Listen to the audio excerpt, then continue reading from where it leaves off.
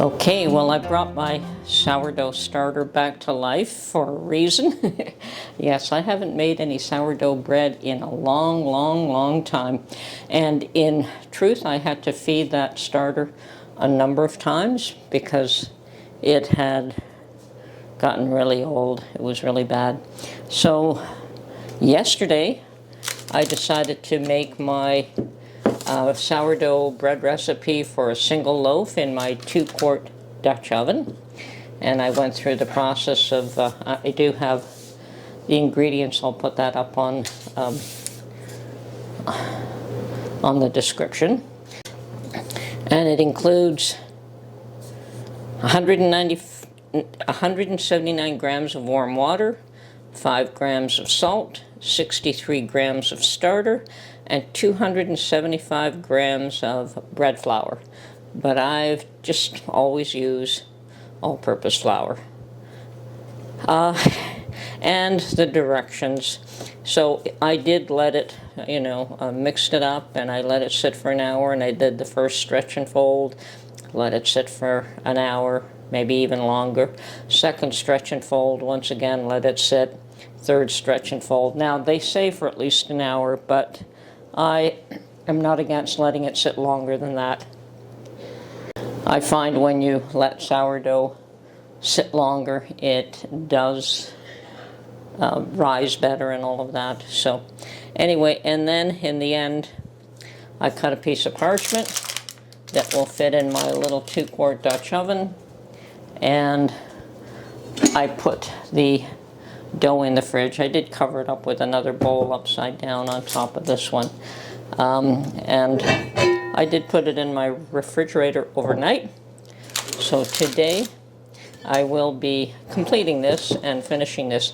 Now, I was just about to put this in my little Dutch oven, but I remembered, no, the Dutch oven has to be warmed up in the oven first. So I'm going to turn my oven on to 475 and dust this lightly with flour, score the top, and then just put the whole thing into the Dutch oven once it has come to temperature. Okay, the next step, of course, is to dust the top of this lightly with flour and score the top.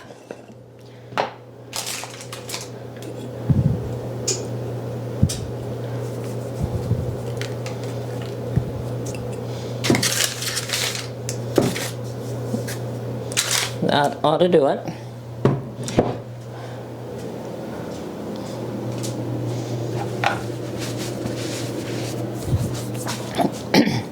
Now I found that you needed something really sharp to score these with, and the best thing I found was a utility blade, and I have soaked it in vinegar to clean it. This is a fresh one that I got from Mark. But I'm wiping the vinegar off and hopefully any residue that was left on this. And hopefully this should be sharp enough to score it. And it is. Let's see if we can do some sort of a pattern. Okay. Put that back in the vinegar, and then I'll save that for the next time. So I've got it scored. I'm going to just let it sit there now until the oven is heated up, and then we will get it in the oven. So what happens is that we bake it for 35 minutes with the lid from the Dutch oven, so it would be covered. And then we take the lid off, and approximately 10 to 15 minutes uncovered, or until golden brown. So I will take it out and show you what the end result is. And of course, one of my thoughts on trying to perfect making sourdough loaves. I haven't made them often. I have been reasonably successful making them, sometimes very successful. But it's one of those things where you can create your own sourdough starter, and that takes a little bit of time, but it's literally just flour and water. So as long as you have flour and water, you can make sourdough starter, keep it alive, or, you know, just keep it and then bring it back to life as I did. And I believe that you can freeze it, but I've never tried doing that.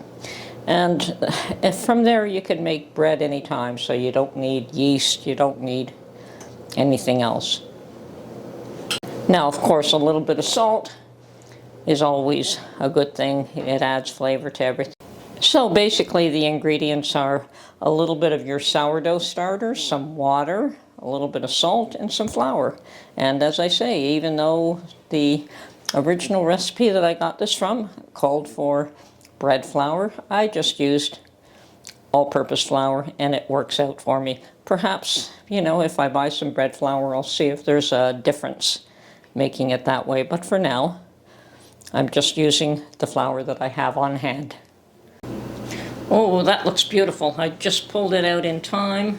Another couple of minutes, it might have been way too dark, but there she is. She's a beauty. So I'm going to pull it. This pan is very hot, by the way.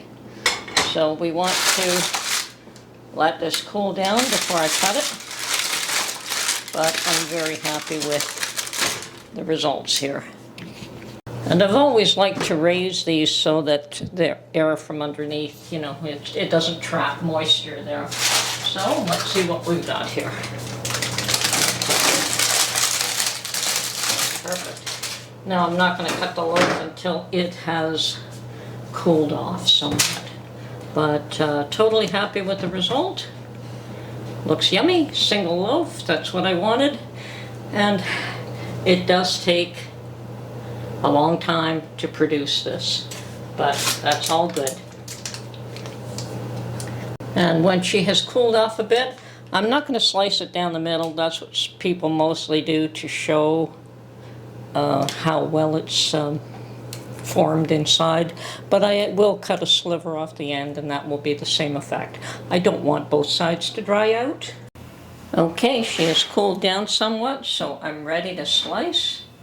I'm just going to take a bit off one side. Nice and crusty.